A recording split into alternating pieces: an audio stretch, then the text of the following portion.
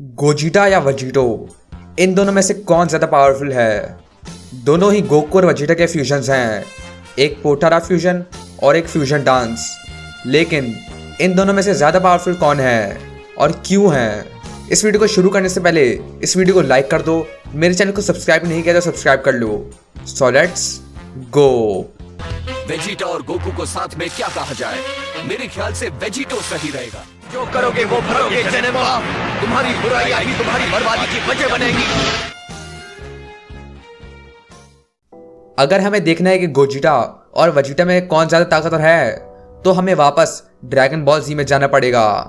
तो सबसे पहले मैं बता दूं कि कोई भी फ्यूजन हो, या वो पोटारा हो या वो फ्यूजन डांस, उनकी पावर उतनी ही होगी जितने ताकतवर वो कैरेक्टर होंगे जो वो फ्यूजन कर रहे हैं। जिसका मतलब है, अगर तुम गोजिटा ब्लू को कंपेयर करो फ्यूजन रिबॉर्न वाले गोजिटा से, तो ऑब्वियसली गोजिटा ब्लू ज़्यादा ताकतवर है, क्योंकि सीरीज़ के उस पॉइंट पर गोकू और वजीटा बहुत सारी ट्रेनिंग कर चुके हैं और उन्होंने गॉड फॉर्म्स भी पाली हैं और वो पहले से बहुत ज़्यादा बेहतर फाइटर बन चुके हैं। और यही सेम चीज़ वजीटो पर भी अप्लाई होती है। तो अगर तुम गोकू ब्लैक आर्क वाले वजीटो ब्लू को कंपेयर करते हो ड्रैगन बॉल सुपर ब्रॉली वाले गोजिटा से, तो गोजिटा ब्लू ज़्यादा ताकतवर होगा, क्योंकि ड्रैगन बॉल सुपर ब्रॉली के इवेंट्स टूर्नामेंट ऑफ पावर के बाद होते हैं, जिसमें गोकू और वजीटा दोनों ने अपनी लिमिट्स को सरपास कर दिया था और वो गोकू ब्लैक आर्क से बहुत ताकतवर थे। हमें पता है कि जब दो कैरेक्टर्स फ्यूज होते हैं तो उनकी पावर मल्टीप्लाई हो जाती है, पर यह सेंस नहीं बनाता जब तुम देखोगे कि वजीटो बुहान से कितना ताकतवर था। वजीटो अपनी बेस फॉर्म में ही बू को रुला देता है। मांगा में वो सीधा सुपर सेन चला जाता है, पर वो तब भी सुपर स्ट्रांग होता है। जिसका मतलब ये कोई मल्टीप्लायर नहीं है, क्योंकि ऐसा होता तो वो बुहान को इतनी बुरी तरह नहीं मार पाता और वो अपने आप को एब्जॉर्ब भी नहीं करवा पाता उन सबको बचाने के लिए जिनको बू ने एब्जॉर्ब कर लिया है। तो इसका मतलब है कि एक फ्यूजन की ताकत उन दोनों फ्यूज होने वाले कैरेक्टर्स की पावर मिलकर जो बनेगी उससे ज़्यादा होगी। और ये गॉटेंक्स के साथ भी होता है। गॉटेंक्स सुपर सैयन 3 में ट्रांसफॉर्म हो सकता है, जबकि गॉटन और ट्रंक्स दोनों ये नहीं कर सकते, क्योंकि फ्यूज होने के बाद उसकी बॉडी और ताकतवर हो जाती है। पर इस सब के बाद ये साफ साफ बोला गया है ओरिजिनल ड्रैगन बॉल की मांगा में, जो टोरियामा ने खुद अपने हाथों से बनाई, कि पोटारा फ्यूजन डांस से बेहतर है। ये मैं नहीं बोल रहा, ये मांगा में लिखा है। और जो ये बोलता है वो एल्डर का ही होता है, जिसने गोकू को पोटारा दिया था। और इस पॉइंट पर पोटारा फ्यूजन की कोई लिमिट भी नहीं थी, वो हमेशा के लिए फ्यूज हो गए थे। पर वो माजिन बू के अंदर आकर डिफ्यूज हो गए, जिसकी वजह उस पॉइंट पर माजिन बू का जादू बताया गया था। लेकिन ड्रैगन बॉल सुपर में ये सब बदल जाता है। तो एल्डर काई के हिसाब से गोजिटा और वजीटो में ज़्यादा बेहतर वजीटो है। सुपर सैयन वजीटो फ्यूजन रिबॉर्न वाले गोजिटा से ज़्यादा पावरफुल है। दोनों ही सुपर स्ट्रांग हैं। गोजिटा 3 मिनट में ही जेनेम्बा को इरेज कर देता है, पर यह इसलिए हुआ क्योंकि वो एक मूवी थी, उनके पास ज़्यादा टाइम नहीं था फालतू की चीज़ें करने का। वहीं वजीटो, जिसको ज़्यादा स्ट्रांग माना जाता था, वो कुछ ऐसी चीज़ें भी करता है जो गोजिटा ने कभी नहीं करी। पर जब ड्रैगन बॉल सुपर आया तो उसके साथ कुछ चेंजेस भी आए। गोकू ब्लैक आर्क में पता चलता है कि पोटारा फ्यूजन हमेशा के लिए नहीं होता।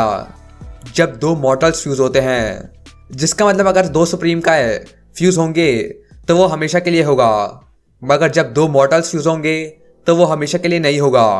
और तुम्हें पता है कि गोकू और वजीटा मॉर्टल्स हैं, जिसका मतलब पोटारा फ्यूजन के पास भी टाइम लिमिट है, और वो टाइम लिमिट 1 घंटे की है।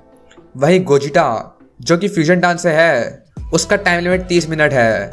दोनों फ्यूजन्स की एक बात सेम है कि अगर एक कैरेक्टर बहुत सारी पावर यूज़ करेगा तो उसका टाइम लिमिट और कम हो जाएगा। हम ये ड्रैगन बॉल जीटी में देखते हैं, जब गोजिटा सुपर सैयन 4 यूज़ करता है, और ड्रैगन बॉल सुपर में वजीटो ब्लू के साथ भी। पर अगर हम इनकी पावर को कंपेयर करें तो हमें कभी भी इसके बारे में ज़्यादा इन्फो नहीं मिली है, क्योंकि हमने कभी भी गोजिटा वर्सेस वजीटो नहीं देखा, कुछ गेम्स और ड्रैगन बॉल हीरोज़ को छोड़कर, और दोनों नॉन कैनन हैं। एक जब मैगजीन के आर्टिकल के हिसाब से अगर कोई बैटल 30 मिनट से कम की हो तो गोजिटा जीतेगा, पर उससे 1 मिनट भी ज़्यादा तो वजीटो जीतेगा। लेकिन गोजिटा वजीटो से ज़्यादा पावर निकाल सकता है, जिसका मतलब जब वो गोजिटा में फ्यूज़ होते हैं तो वो आसानी से अपनी पावर यूज़ कर पाते हैं, क्योंकि दोनों गोकू और वेजिटा की पावर मिलकर एक टाइम लिमिट पर आ जाती है। और जिन्होंने ये फ्यूजन बनाया, मेटामोरियंस, उन्होंने इसको जल्द से जल्द जीतने के लिए बनाया था, ना कि सेंस की तरह बैटल एंजॉय करने के लिए। तुम पागल हो, मैं तुम्हारी तरह पोजिंग नहीं करूंगा। क्यों नहीं? पर वहीं वेजिटो के पास ज्यादा टाइम है, लेकिन पावर को कंट्रोल करना और भी ज्यादा मुश्किल। अपनी पावर कंट्रोल करने के लिए बहुत सारा फोकस चाहिए होता है, और गोकू और वेजिटा इतने टाइम से लड़ रहे हैं कि ये उनके लिए सांस लेने जैसा है। पर अगर कोई इनएक्सपीरियंस फाइटर फ्यूज हो तो वो अपनी बॉडी कंट्रोल करना नहीं सीख पाएगा।